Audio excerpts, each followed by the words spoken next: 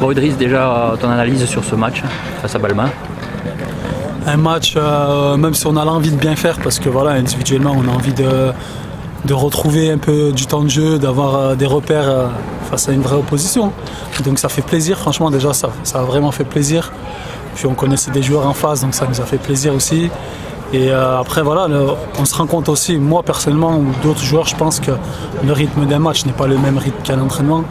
Et on a encore besoin de faire tous individuellement pas mal d'oppositions, on n'a pas 90 minutes dans les jambes. Donc ça fait du bien de faire ce match, ce genre d'opposition aujourd'hui.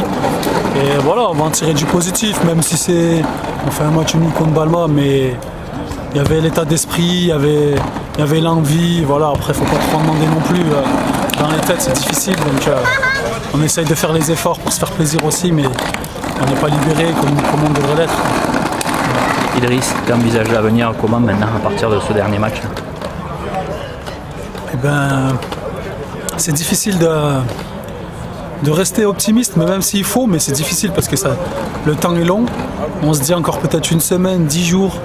Voilà, ça fait 10 jours, on disait encore une semaine. Voilà, le temps nous paraît long.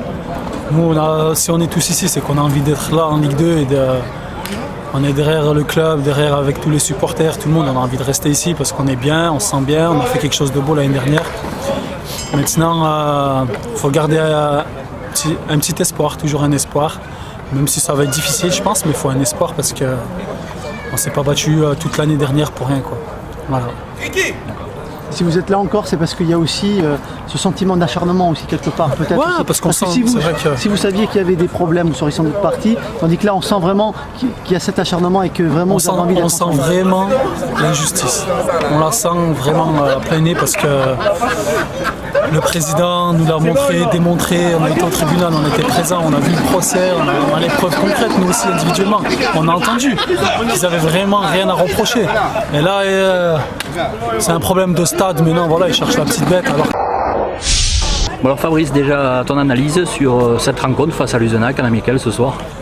Très satisfait du contenu, même si on a beaucoup subi, ce qui est quand même assez logique. Une CFA2 contre une Ligue 2, c'est toujours compliqué, mais je suis très très fier de mes joueurs. On commence à rentrer dans des contenus vraiment intéressants et notre structure défensive se met en place. Donc je suis très content des attitudes qu'on a eues aujourd'hui.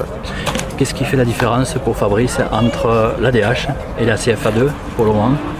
Pour le moment, je ne peux pas trop comparer, j'aime pas trop comparer, comme je ne compare pas avec les 19 nationaux, chaque aventure a son lot, il faut la vivre. Le CFA2, on va le découvrir dans 15 jours, donc on verra ce que ça peut donner.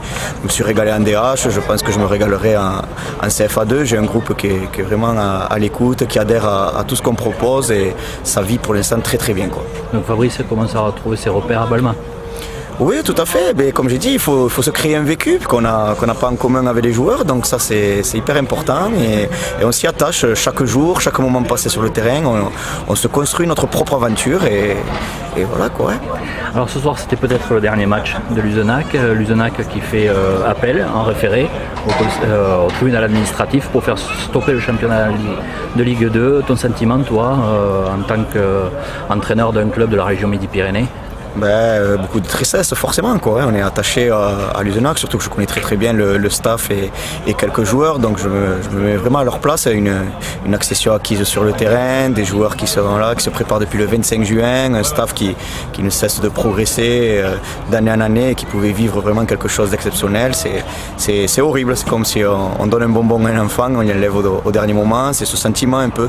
Donc beaucoup de tristesse, beaucoup de solidarité envers eux et je leur souhaite bon courage, même si c'est compliqué quand même.